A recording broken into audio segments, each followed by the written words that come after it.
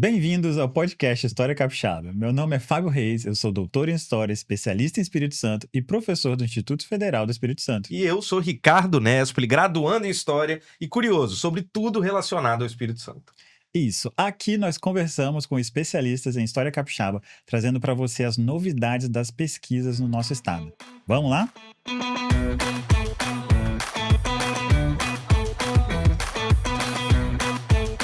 Muito bem, então, nosso convidado de hoje, ele possui graduação em Arquitetura e Urbanismo pela Universidade Federal do Espírito Santo, mestrado em Arquitetura pela Universidade Federal do Rio de Janeiro, o MBA em Gestão da Aprendizagem e está fazendo doutorado agora também em Arquitetura pela UFES, Já foi coordenador e professor do curso de Arquitetura e Urbanismo do Centro Universitário Salesiano, diretor-presidente do Instituto Goya, onde ele também é professor de disciplinas como História da Cidade, História da Arquitetura do Brasil e Teoria, Projeto e Técnicas de Conservação e Restauro. Já atuou como gerente-geral do Conselho de Arquitetura e Urbanismo do Espírito Santo e hoje está aqui com a gente, meu amigo, que a gente se conheceu já há alguns anos já, né, Pedro? Bem-vindo. Pedro Canal Filho com a gente hoje. Obrigado, gente. Obrigado, Fábio. É um prazer estar aqui com você, né? Uma pessoa que atua nessa área de História do Espírito Santo, sempre teve um interesse grande por essa questão. Trabalhou no Instituto lá, pesquisando. Sim. Temos livros, né? Livros juntos, publicados juntos. Então, um prazer enorme estar aqui com vocês. Uma vitória, né? A gente estava conversando com o Ricardo em outro episódio, falando sobre essa etapa, assim, no Instituto Goya, que realmente, assim, abriu portas, né? Essa possibilidade de publicar um livro. Eu estava na faculdade ainda, a gente estava publicando o livro, já fazendo as placas de sinalização turística de Vitória, né? A gente fez umas coisas muito legais. O Projeto Visitar, na verdade, foi um divisor de águas do turismo de Vitória, na verdade, né? Assim, e partiu de uma pesquisa, não só a abertura dos monumentos, eu acho um grande feito foi abrir os monumentos para visitação. Isso foi muito bom. Voltaram a fechar, infelizmente, mas na época foram abertos 7 monumentos à visitação, com monitoria, a partir de uma pesquisa histórica, de aprofundamento de cada monumento desse com pesquisa histórica, envolvimento da comunidade, né? Então teve todo um processo de capacitação e de envolvimento das pessoas, né? De visita de casa em casa do centro, dizer, olha só, você tem um monumento aqui do lado que está abrindo, vão participar desse processo. Então foi de fato um projeto muito, muito importante que precisa voltar, né? Que precisa ser retomado em outras cidades, inclusive, não só Vitória, né? Verdade. A gente já falou sobre isso em outro episódio, sobre a necessidade de voltar ao projeto mesmo, porque de fato é muito interessante, é uma coisa que pouca gente hoje tem acesso mesmo, porque você sem a monitoria, você pode até ir lá ver o que é, mas nem conhecer, aberto, cara, não está nem aberto, você pode, você fica na verdade. vendo fachada, né? E com vontade de entrar para conhecer. Claro. E eu acho que foi uma perda grande, assim, você não ter mais esse processo. Era um processo super elogiado, foi um projeto muito, muito elogiado por todo mundo que visitou, pelos estrangeiros que visitavam. Porque teve até cruzeiro, que chegou em Vitória nessa época e foi lá visitar. É mesmo. Né? E assim, e as pessoas de outros estados falam, eu queria isso aqui no meu estado, né? Eu queria que isso acontecesse na minha cidade. E eu acho que a gente precisa retomar. Eu acho que a gente está nesse processo. O que está acontecendo? O Instituto, ele teve um tempo, né? Pandemia, aquela coisa toda parada. A gente conseguiu agora um recurso grande da Petrobras, de um edital nacional, para retomar a Escola de Artes e Ofícios, a Escola Multidisciplinar Profissionalizante de Artes e Ofícios, a EMPAL, né? Que é um projeto que a última turma formada foi em 2015, ou seja, 10 anos né? Muito tempo já. E a gente estava nessa expectativa de recomeçar, né? E então a gente agora tem verba para mais 3 anos de projeto, são 6 turmas a serem formadas. A gente começou o projeto agora em agosto, né, do ano passado. Então, nesse processo, já no 5º para o 6º mês de formação.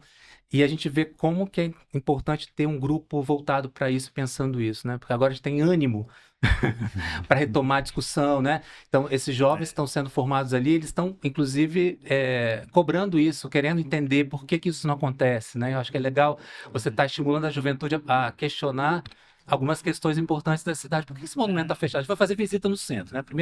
Na minha disciplina de História da Cidade, a primeira coisa que a gente faz é visitar, né? Sim. Entender, caminhar pelo centro. Quando a gente passava na frente dos monumentos, professor, por que esse monumento está fechado? Por que eu não consigo entrar?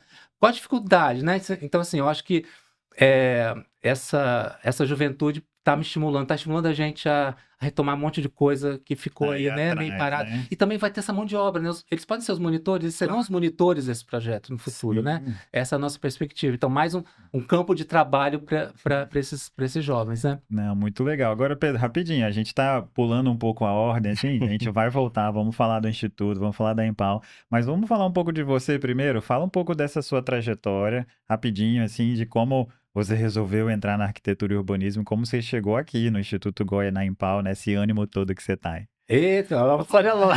Ele tá aqui, vai ter muito. Vamos sair. 2 minutos, mentira, vai. Na verdade, assim, eu fiz a escola técnica na época, né, TEFs, edificações, e que me estimulou a fazer arquitetura, né? Sempre tive essa vontade, assim, né? Ou ia fazer engenharia civil, arquitetura, preferi arquitetura, me identifiquei mais com a arquitetura, e sempre tive uma visão do arquiteto como agente social. Desde a faculdade, assim, a gente fez grupos para assessoria de movimento de moradia, né? Todo esse processo de envolvimento social que eu acho que o arquiteto tem, né? De responsabilidade com a cidade, de responsabilidade com o patrimônio, de responsabilidade com a habitação social, enfim. Então, desde esse início eu tinha isso, como vindo de comunidades eclesiais de base, né? Aquela discussão toda da importância de você estar envolvido em questões, né, sociais, né? Enfim. E depois que eu saí da faculdade, logo depois eu entrei na prefeitura, porque houve um concurso público, e menos de um ano de formado eu já estava trabalhando para arquiteto, e eu estava trabalhando na Prefeitura de Vitória como arquiteto. Fui Legal. contratado como arquiteto na Prefeitura de Vitória em 92, nos idos de 92. Formei em 91, 92 estava na Prefeitura. E lá eu comecei a me envolver com patrimônio. Foi lá que eu comecei a perceber que não tinha, né, nenhuma estrutura ali voltada para isso. Eu fui trabalhar na Secretaria na SEDUR, Desenvolvimento Urbano. Eu fui um pioneiro na fundação do setor de patrimônio histórico da prefeitura. E a partir daí a gente começou a ver fontes que estavam, né, resgatar fotos antigas, o arquivo era super desorganizado, então a gente começou a fazer cópia de todas as fotos para poder identificar, para poder criar uma relação de imagens que a gente tinha do centro, processo de identificação dos imóveis de interesse de preservação, criamos um fórum de identificação dentro da prefeitura para isso, enfim. Então ali começou esse meu interesse por patrimônio. Chegou um determinado momento que a gente começou a perceber que a gente não tinha mão de obra formada para trabalhar com a restauração desses prédios que a gente queria, né? Precisava importar mão de obra. Vinha o pessoal de Minas, né? De Ouro Preto. E olha o custo disso, né? De trazer gente de fora, de trazer profissional de fora. Então a gente começou, aí montamos o projeto que era da escola, né? Então, primeiro a gente precisa, aí tinha um projeto que estava acontecendo, que era da oficina escola, de Ouro Preto, que era assim, pega os meninos de alaço na rua, vamos botar lá para trabalhar com patrimônio, e tinha um gestor, uma pessoa de fora que vinha de quando em quando e orientava. Ou seja, isso não dava certo, não tinha como dar certo, né? Então o que a gente fez foi pensar numa estrutura de escola, de uma formação para que esse jovem pudesse atuar, né? Então a gente montou um projeto, fomos lá na CST na época, a prefeitura, foi muito interessante, tá lá, no final das contas não foi para frente. Muito interessante, mas a gente não vai dar dinheiro. Sim, aquela coisa toda. E aí chegou no final, a gente foi parar na CST e eles toparam isso. Nós fomos na loucura, porque inexperiente total, aquela coisa, enfim. Um monte de coisa que não estava prevista ali no projeto, mas a gente teve que dar conta. E quando a gente deu conta desse primeiro projeto, dessa primeira obra, dessa primeira formação, a gente viu que isso daria certo. Então, a gente teve depois mais 10 turmas, né? Com a CST patrocinando, depois virou ArcelorMittal, enfim. E depois a gente conseguiu um grande patrocínio da Petrobras em 2010, né? 2010, 2012. Então, a gente teve 4 anos de projeto lá pela Petrobras, que terminou em 2015. 2019 conseguimos de novo, mas aí no final das contas deu tudo. Pandemia. Não foi para frente, não pandemia, não, foi o governo mesmo. Entendi. Não tinha mais interesse em projeto social, aquela coisa toda. O outro problema que a gente não. Complexo, enfim. E aí agora a gente voltou ano passado, retrasado, e conseguimos o recurso, enfim, estamos nesse processo. E aí esse meu envolvimento com patrimônio começa dentro da prefeitura e sai um pouco de dentro dessa coisa burocrática de prefeitura para criar um instituto, que é o Instituto Goya, em 2003,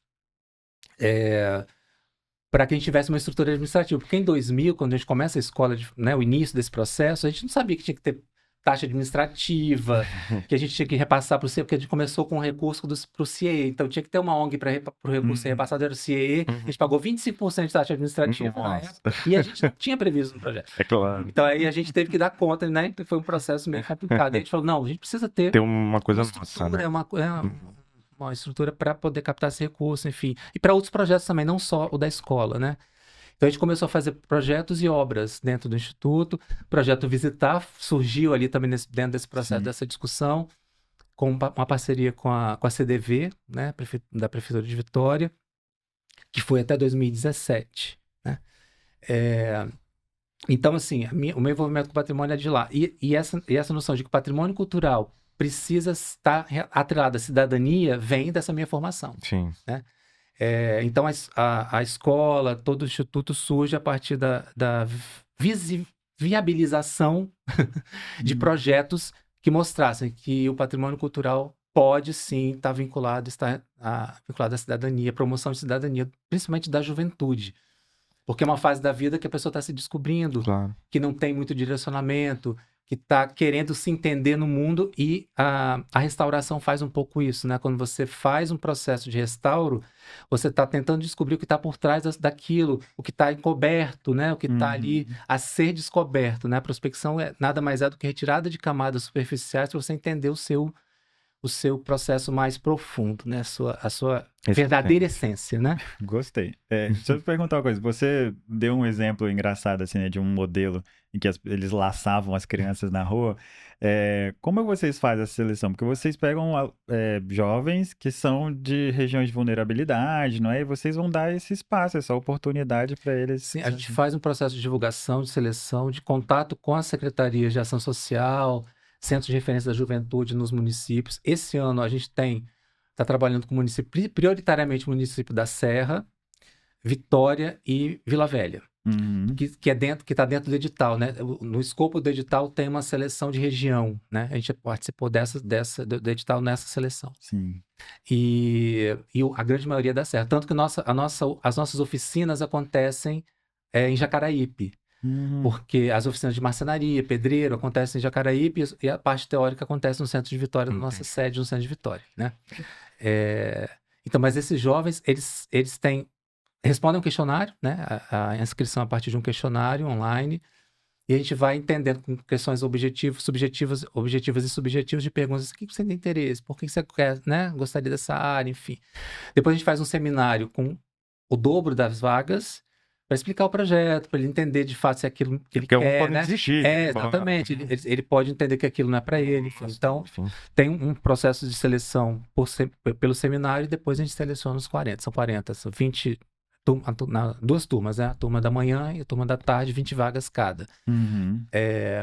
E a gente tem visto que é um processo muito, muito interessante. Estava falando com o Fábio aqui antes da gente começar, como há uma transformação grande do jovem no início do processo. Nem precisa esperar acontecer o processo inteiro, né?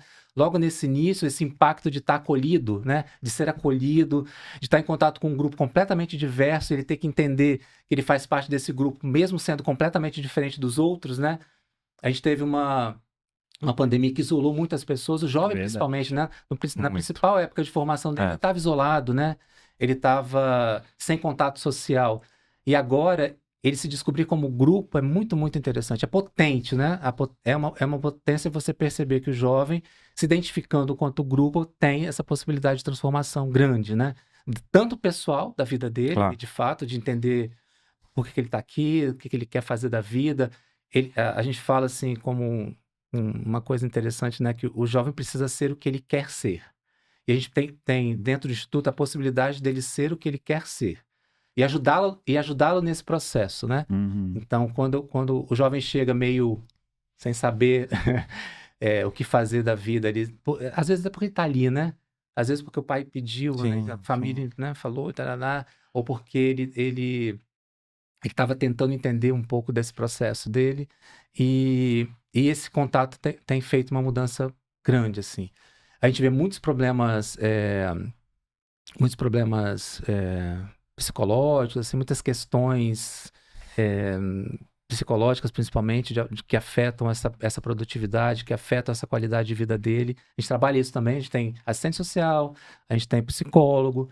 Então, o projeto também, ele trata da pessoa, mais do que do prédio, que eu até falo sempre assim, a gente começou a ideia do projeto como, vamos restaurar os prédios, os imóveis, né? Vamos melhorar a qualidade ambiental da cidade, né? A cidade está muito abandonada, os prédios estão ali abandonados. E no final das contas, o mais importante foram as pessoas. Sim. Né? A gente percebeu que a transformação social é mais potente do que a transformação física daquele imóvel. Lógico que a transformação física traz uma qualidade ambiental, E é relevante. traz turismo, traz economia, remunera esse jovem, né? Faz com que ele tenha uma atividade econômica, mas isso não é o mais importante do projeto, né? Esse processo faz parte do projeto, mas ele não é o essencial, o importante. Todos os jovens que saíram do projeto até hoje têm um vínculo. É muito legal isso. Tem um vínculo com o Instituto. Na verdade, quando começaram agora as novas turmas, eles fizeram questão, muitos ligaram, faço questão de dar um depoimento. Que massa, né? Isso é muito, muito legal. Assim. E eu até me emociono porque a gente lembra a dificuldade que é você acreditar no projeto e correr atrás das coisas, assim. É um esforço grande, Chega uma mas hora que vale a pena, né? Chega uma hora que tá consolidado uma coisa, mas você vai lembrando exatamente, tudo que você viveu. Eu não sabia que o Instituto tinha se mantido ao longo desse... Porque foi uma dureza manter ao longo da pandemia, né? Sem projeto, sem obra.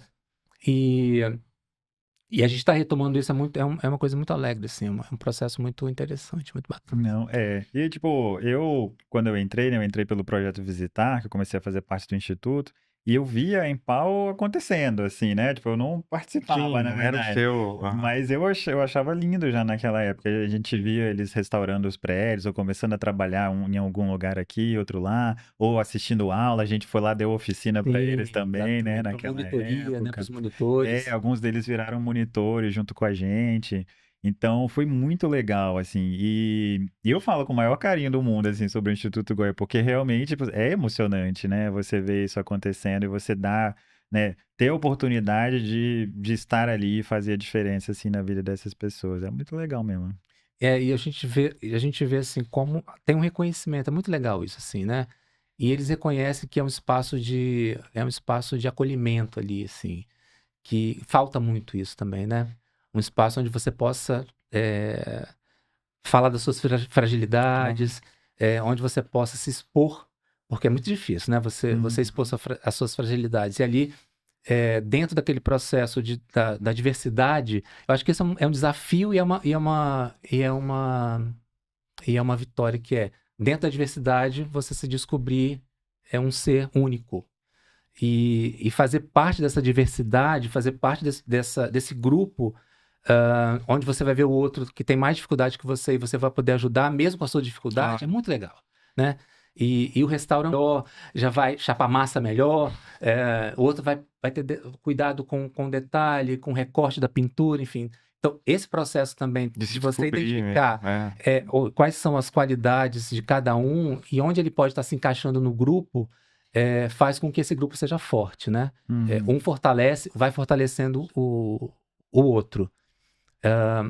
As disciplinas são variadas, né? Para você fazer restauro, você precisa ter um leque de conhecimentos grande, assim. Por isso que é um ano de formação. Ele não é um projeto de meses, é um projeto de um ano. E caro porque é isso, né? Ele precisa ter um edital maior, porque ele tem que dar conta de uma infraestrutura de psicossocial, né? Sim. Primeiro, dos professores e da quantidade de tempo que você está se dedicando ali. Eles têm bolsa, alguma coisa assim? A gente trabalha com, nesse primeiro momento, transporte e alimentação.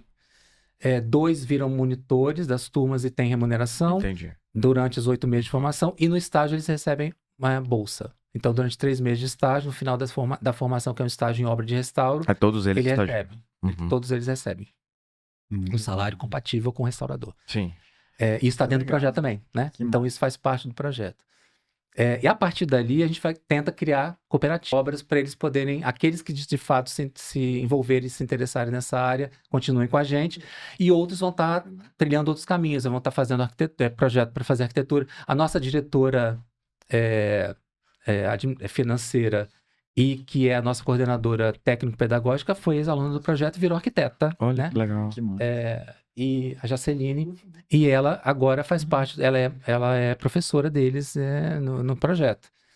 A nossa instrutora de pedreiro também é ex-aluna do projeto. A gente faz questão também dos ex-alunos estarem envolvidos nesse processo, né? De formação dos novos, das novas, até como depoimento, como a gente está falando, né? Você mostra possibilidades. Mostrar possibilidades, mesmo. os caminhos que ele pode chegar, onde ele pode chegar.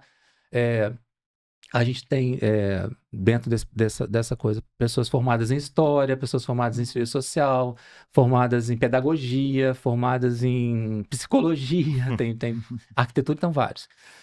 Então, assim, é uma porta aberta para um futuro mais legal. É assim, perspectiva mesmo. É uma perspectiva, exatamente. Dar oportunidade ao jovem.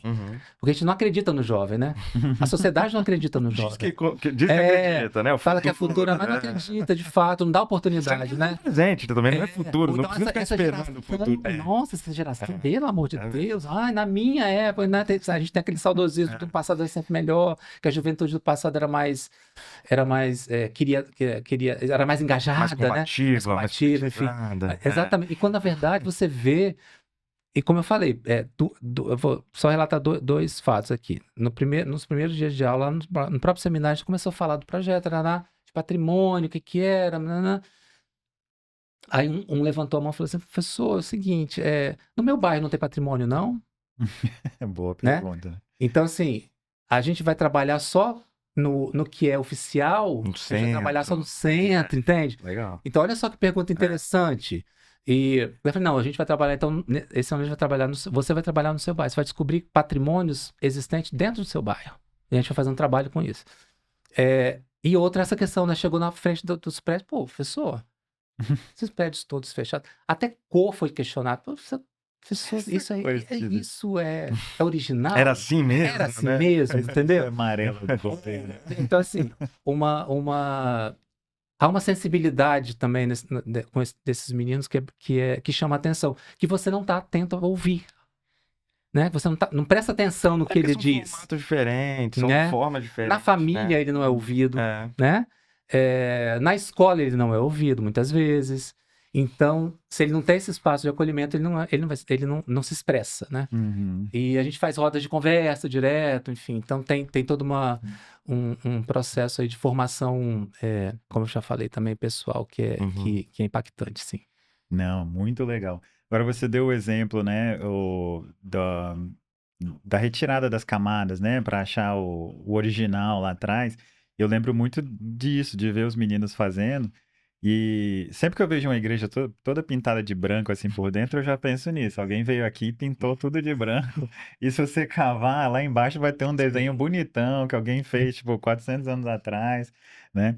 E aí, fala um pouco pra gente também desses patrimônios que vocês já restauraram, ou que vocês vão restaurar agora. A gente já trabalhou mais de 40 imóveis, já restaurou mais de 40 imóveis. Rapidinho, é uma relação com prefeitura, com governo? Como é Com que é? proprietários particulares, são várias possibilidades, assim. A gente tem necessidade de ter convênio, né? Porque os convênios você tem o recurso e presta contas. É diferente de você ter recurso para fazer e depois receber, né? De contrato. Então a gente tem já houve vários convênios com órgãos públicos, né? E também com contratos com pessoas particulares, enfim.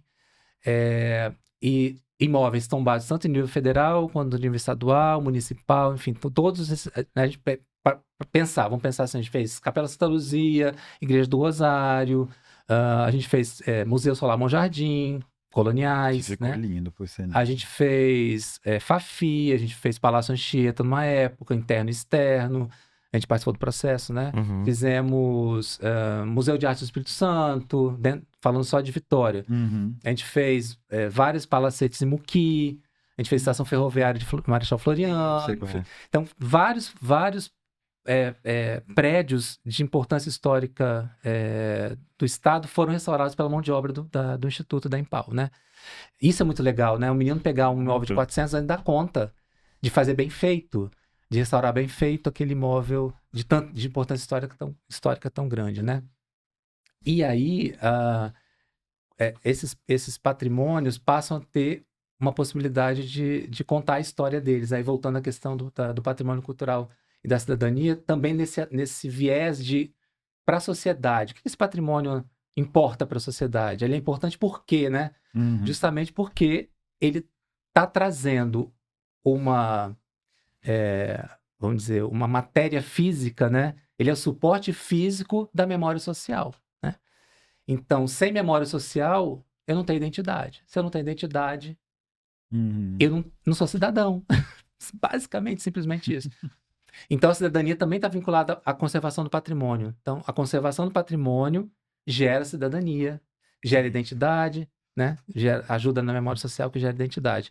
E um povo sem identidade, sem memória, sem história, é um povo que é gado. A gente está falando tanto de gado ultimamente, né? É um povo que é levado a toque, né? Vai sendo empurrado, vai sendo levado. E você conhecer a sua história, você se identificar com essa sua memória, com a sua identidade, é, de fato, promoção de cidadania. Você passa a ser cidadão a partir daí. Se você não tem isso, você não consegue ser cidadão, né? Não é só comida, bebida, né? Não é só as questões físicas, Se alimenta o corpo, pessoais, né? Tem que alimentar outras coisas. Exatamente. Sem isso, você não tem cidadania, né? A gente quer cultura, arte, né? Já dizia lá a música. Cultura, diversão e arte, balé, blá. E a gente tem uma melhoria nessa questão, assim, uma melhoria da consciência da sociedade, eu acho, em relação à preservação do patrimônio, assim. Uhum. Há bem pouco tempo, a gente não tinha dentro do discurso político a preservação do patrimônio como importante, né? A gente começa a ter incorporação do patrimônio no discurso político. Isso é interessante, né? Muitas vezes é só como um discurso, mas mesmo assim, né? Pelo menos antes não tinha nem isso, Sim, né? sim. Não era importante, simplesmente cultura não era Não importante. se discutia, né? Não se discutia. E agora a gente tem, pelo menos as pessoas que são mais progressistas, né? Que veem de fato, que querem de fato o bem comum, tem esse discurso, né? Traz esse discurso. A gente está trabalhando junto com o governo do estado para a gente tentar começar um processo de restauro lá do antigo arquivo público estadual, né? Então, é um calcanhar de Aquiles ali. O prédio está fechado há Lá muito no centro tempo, no centro histórico, na Pedro Palácio, do lado da nossa sede, né? Enfim. E para a gente tentar fazer o estágio dos meninos lá, ou começar umas oficinas de restauro ali no prédio. E também há essa perspectiva da gente ter essa mão de obra desse estágio durante 3 meses em pequenas propriedades particulares, especialmente ali no centro. A gente está nessa negociação com alguns proprietários para a gente começar a fazer uma parceria. A gente dá a mão de obra do estágio e eles dão material e infraestrutura. Mas é mais fachada nesses casos? Nesse caso, para esse tempo, a gente faz fachada. A gente trabalha com a restauração de fachadas especialmente. A gente trabalha com fachadas, incluindo esquadrias, incluindo, né, toda essa parte de madeira também, né? Esse ano a gente começou, tem 2 matérias novas, noções de instalações elétricas e hidráulicas. Que também é uma outra, né? Que a gente começa a ter uma outra perspectiva. Desenho arquitetônico com CAD, desenho técnico, desenho auxiliado por computador, que ele pode também ter uma outra vertente de trabalho, não só trabalhando com restauro, com uma edificação em si, né?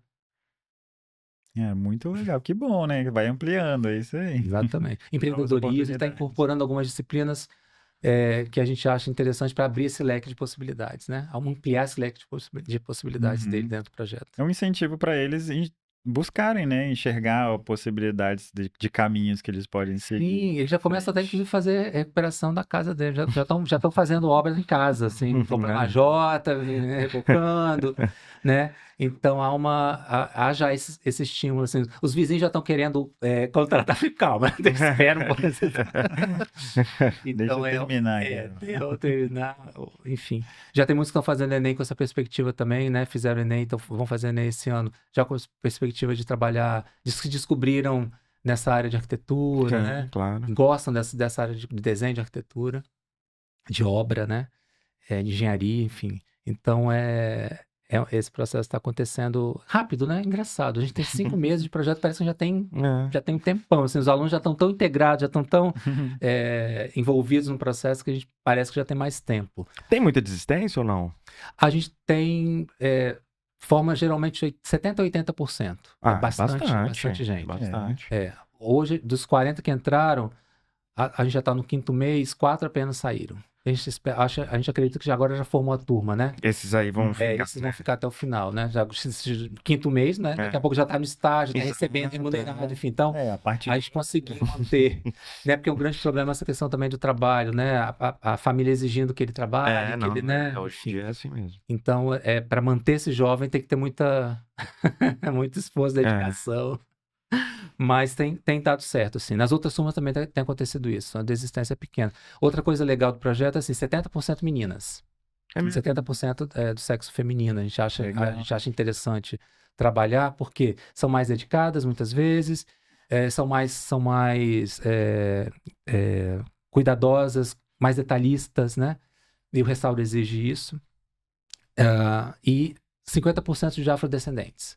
Então, no projeto já temos essa perspectiva os também. 70% de meninas é um critério. É um critério, De seleção. Entendi. Né? A gente tem um critério de seleção. Que legal. E tem dado super certo também, assim, eu acho que... E elas são líderes, né? São coordenadoras, coordenam, ajudam, organizam. Muito, muito legal. E são mais dedicadas, assim, querem começar e finalizar. O menino, muitas vezes, qualquer oportunidadezinha que apareça, ele já tá vendo, né? Já pensa. E as meninas, acho que tem mais... Até no estudo mesmo, né? Isso tem sendo comprovado nas escolas, né? As meninas têm mais... desistem menos facilmente do estudo do que os meninos, né? E uma questão que a gente vê é como esse empoderamento feminino também ajuda nesse processo formativo, imagina, né? A gente tem meninas sofrendo violência doméstica, a gente tem meninas que são mãe solo, enfim. Então, é também uma forma dela ter esse apoio psicológico que ela não teve ao longo da vida, assim, de você estar ali, tô aqui do seu lado, tá? Eu tô do teu lado, vamos pensar o que pode ser melhor, né? A gente teve uma intervenção agora de um filho de uma aluna que sofreu bullying na escola por ser negro, né? De 4 aninhos, pela professora.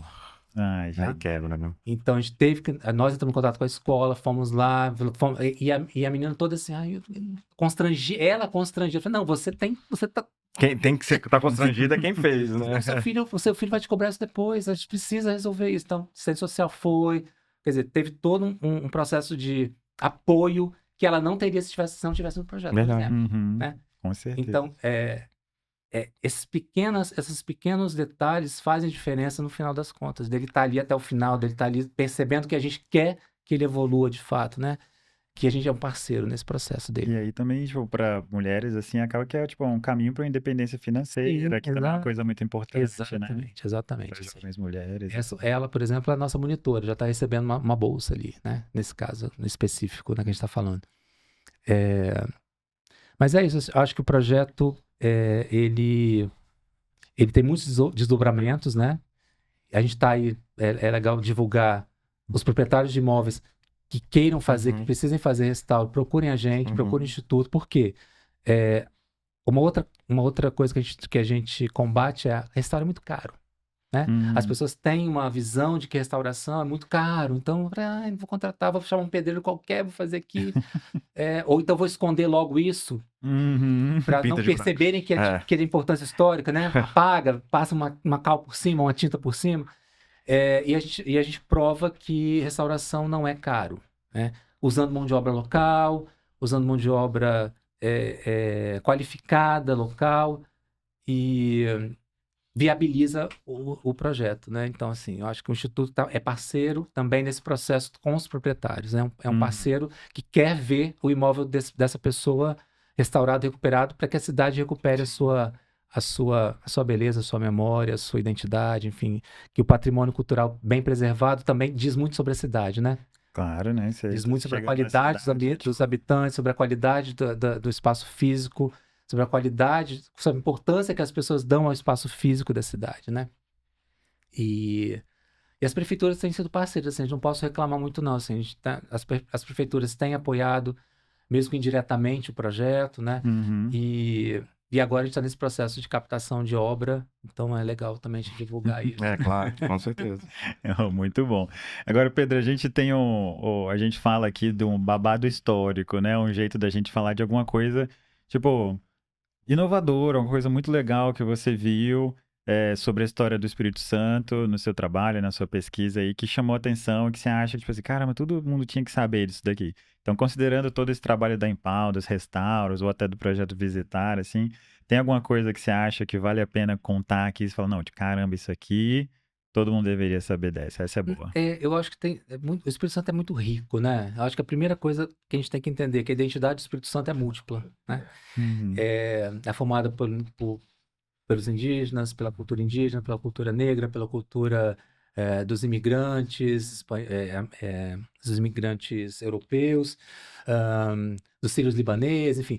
É uma miscelânea que gera uma cultura híbrida. E essa cultura híbrida muitas vezes não é entendida como cultura, né? O hibridismo tem essa dificuldade. O meu projeto de tese de doutorado é entender o centro de Vitória com seu valor patrimonial da sua miscelânea, do seu palimpsesto urbano, que eu tenho lá colonial, eu tenho o eclético, desde o neoclássico, baseado no neoclássico, eu tenho proto-moderno, art déco, eu tenho moderno, eu tenho o contemporâneo ali. E tá tudo ali. Misturado na mesmo espaço. E aí, o que a gente percebe é que as pessoas gostam do limpo, do homogêneo, né?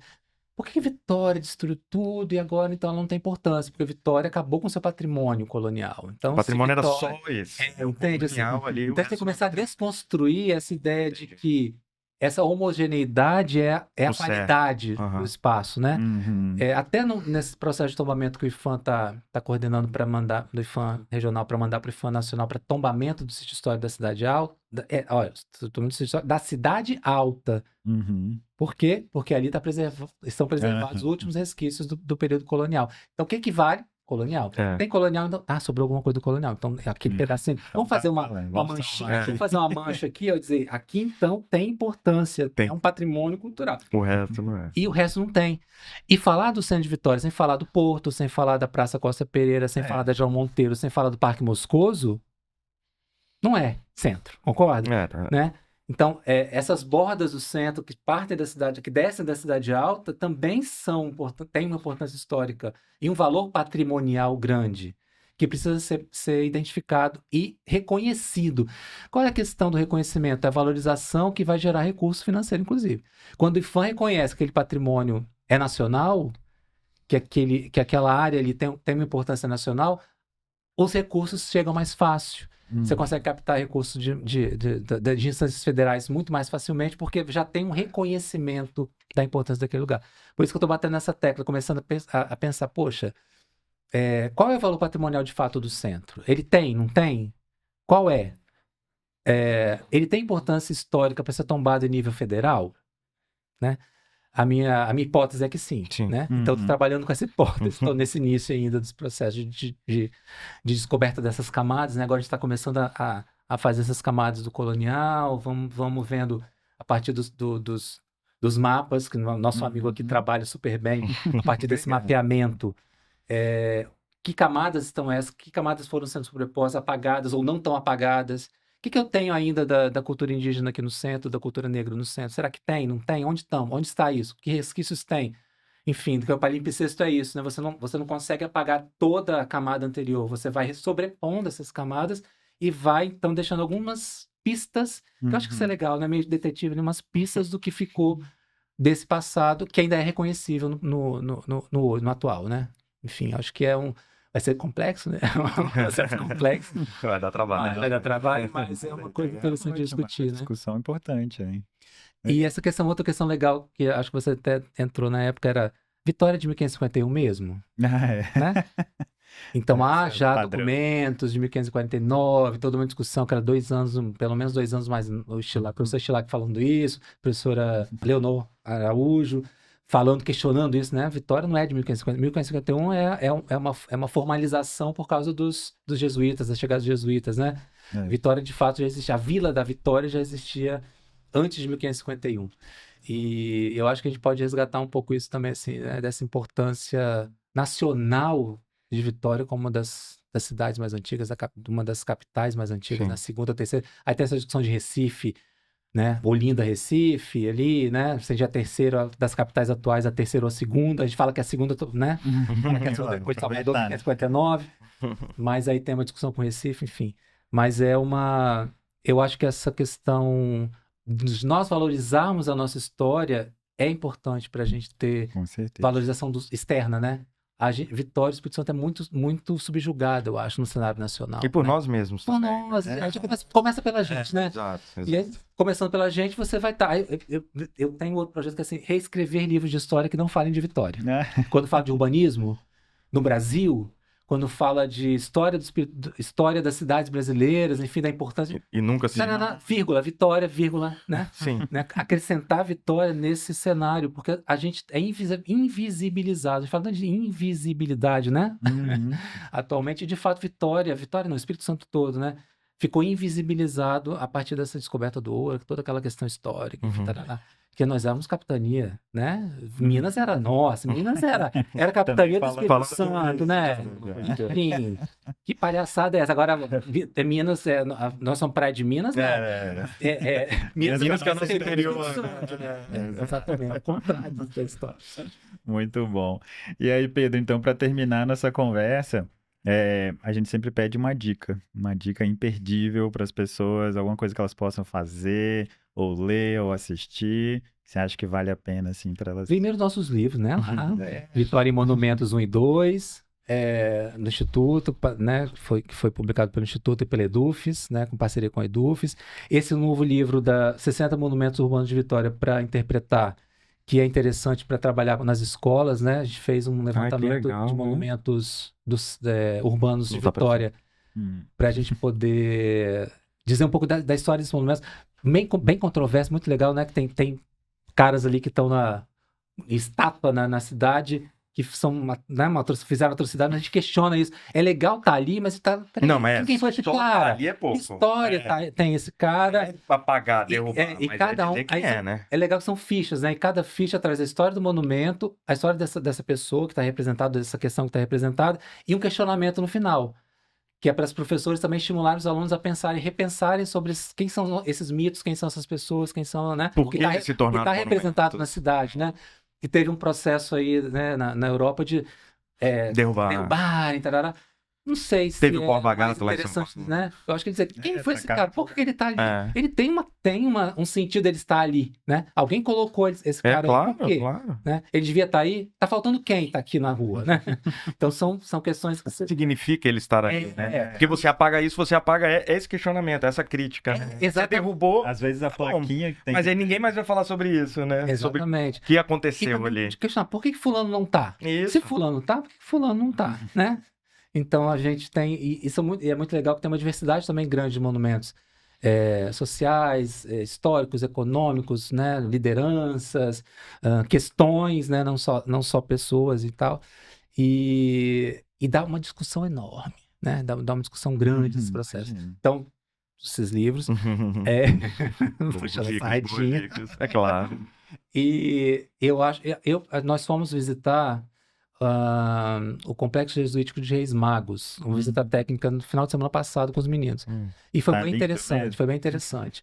Assim, eu acho que há uma espetacularização, óbvio, mas eu acho que não comprometeu, porque eu tinha essa dúvida. Todo mundo fala, nossa, fizeram eles abriram meio criando um cenário dentro de uma coisa que é legal. Porque o próprio prédio é muito legal, né? O prédio já conta a história dele por ele mesmo. Ele está íntegro, né? Um complexo jesuítico íntegro no Brasil é raro. E aí criaram salas com ilusão de 3D, mas eu acho que mesmo com essas questões tecnológicas inseridas, você consegue ainda perceber o espaço do colonial, o espaço do jesuíta ali naquele lugar, né? Aí tem uma infraestrutura de cafeteria, tem uma infraestrutura de uma lojinha, e tem um cuidado. Espero que agora tenha um cuidado com esse lugar, né?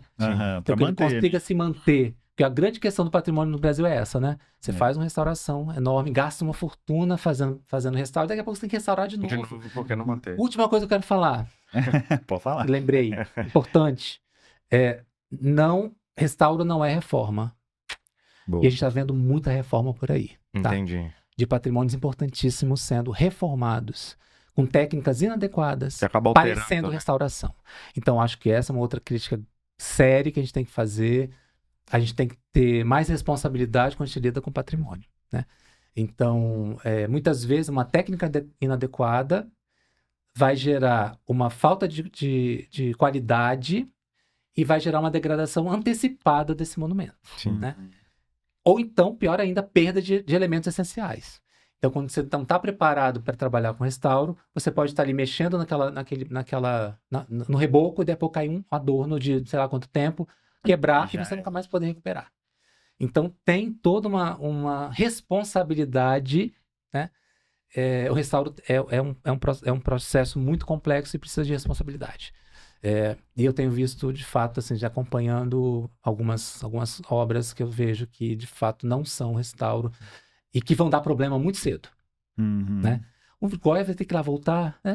Você fala, vai ter que ir lá voltar para recuperar. Mas, enfim, muito cedo vai dar problema. Então, assim, quando eu não resolvo tecnicamente bem, né, uma restauração, eu passo muito pouco tempo né? Eu não consigo conservar direito e daí a pouco eu preciso restaurar de novo. Sim. E gastar de novo todo um recurso público, né, muitas vezes, né? Sim. Não só particulares públicos, que é mais sério ainda, Claro. numa obra mal feita, né? Muito bom. Muito obrigado pelas dicas, pela conversa. Foi ótimo. Foi Te bem ver de legal. novo. A gente não se viu há muitos anos. Exatamente. Então Não foi muda mais. nada, novinha aí, continua novinho, só não sei o que. Não, é uma babinha branca ali. Mas porque com essa coisa de ir morar em São Paulo, vai pra Portugal, vai pra São não, Paulo de novo e vai pra Minas, a gente não se encontrou mais. Exatamente. Ah, que Mas bom. agora a gente conseguiu, finalmente. Que bom. Tô Prazer, muito prazer feliz. grande. Foi ótimo, Tá, prazer vocês. também. E você que nos assistiu até aqui, muito obrigado por acompanhar o nosso podcast. Deixa pra gente seu like, as estrelinhas do Spotify e outros agregadores. E se puder, um comentário falando o que você achou também. O História Capixaba é um podcast apoiado pela Secult por meio do edital 08 de 2024. A gente fica por aqui e espera você no nosso próximo episódio. Valeu! Valeu!